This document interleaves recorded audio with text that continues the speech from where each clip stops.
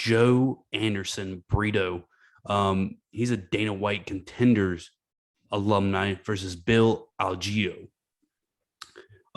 Anderson, Joanderson, sorry about that, folks. He's coming at 12-2-1 in the featherweight division, 145, of course, coming at 5'8" with the 72-inch reach. His opponent is Bill Algeo, who's 14-6, coming at 6 foot and 73.5-inch reach. These guys, they're on the come up. I mean, this card is not stacked by any means, but both these guys are entertaining fighters, and they're just in the beginning of their careers in the UFC.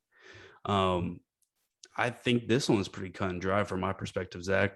From what I've seen, I think Bill Algeo is obviously the superior stand-up guy. But what we say, if you can't wrestle and you're on your back, you ain't winning. So our boy Joanderson, what he showed in the Dana White Contender Series, he can take you down. He'll keep you there, and he'll drop some bows, but he's not necessarily as good on his feet. I love that we're coming into the new year, starting off with a mighty middle finger and a fuck you, because I'm taking Bill Algeo. Oh, I think Joanderson Brita he's good, man.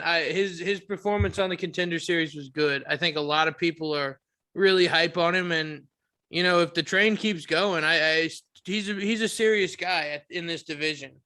But Bill Algeo he's not very good on the ground. I'll admit it.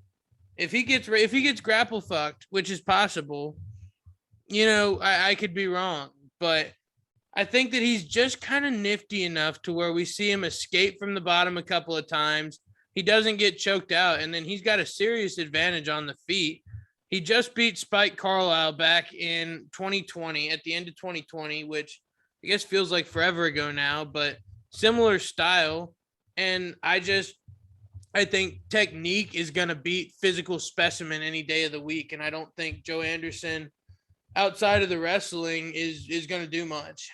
Well, I mean, Ricardo Ramos completely just picked up Bill Algeo and made him look like a little girl and slam him down to the mat continuously in his last fight.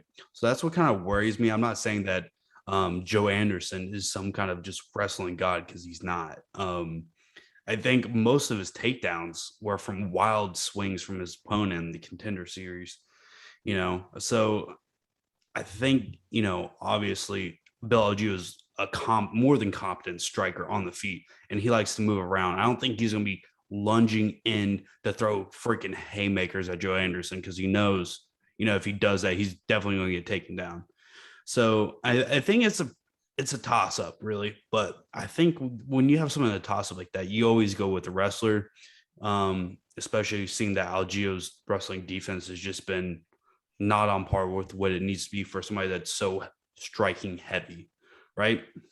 I was about to say, look, now that we're settled in and we're back to doing our shit like biscuits and gravy, now that I'm thinking about it from a more technical perspective, for Joanderson to get that takedown, if he can successfully throw a bomb just right at the beginning of the fight, overhand right, to work his way inside and take him down right in the center of the octagon, that's 4 minutes and 59 seconds of top control. I think I'm okay with Bill Algeo coming off the bottom, because he's okay with giving his back.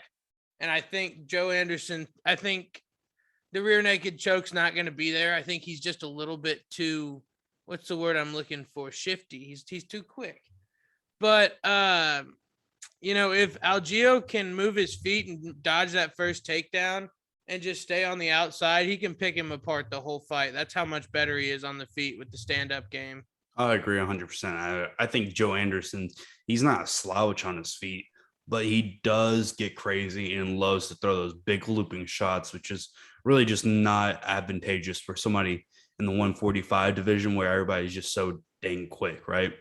Well, I mean, especially when not to look too far ahead now, but if I think this fight's going to go 3 rounds, if he's going to come in with a wrestling heavy attack, the longer this fight goes on, it favors my guy on the feet. I'm definitely thinking Algeo is going to come on later in the fight, assuming he can stay off of his back. Let's just say it's all contingent on that.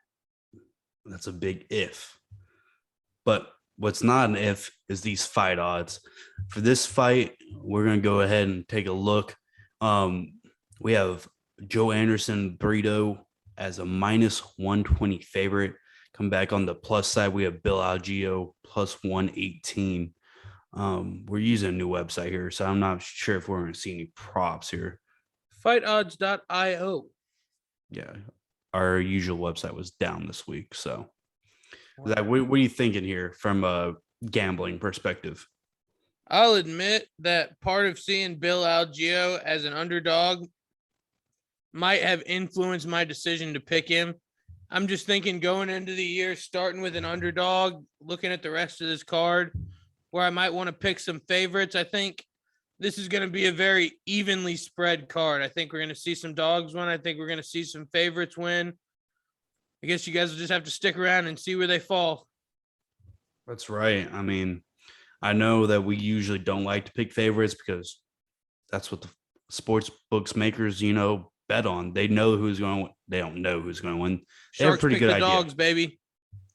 Hey, we love us some dogs, but not for this one. But for this one. Shut the fuck up, Zach.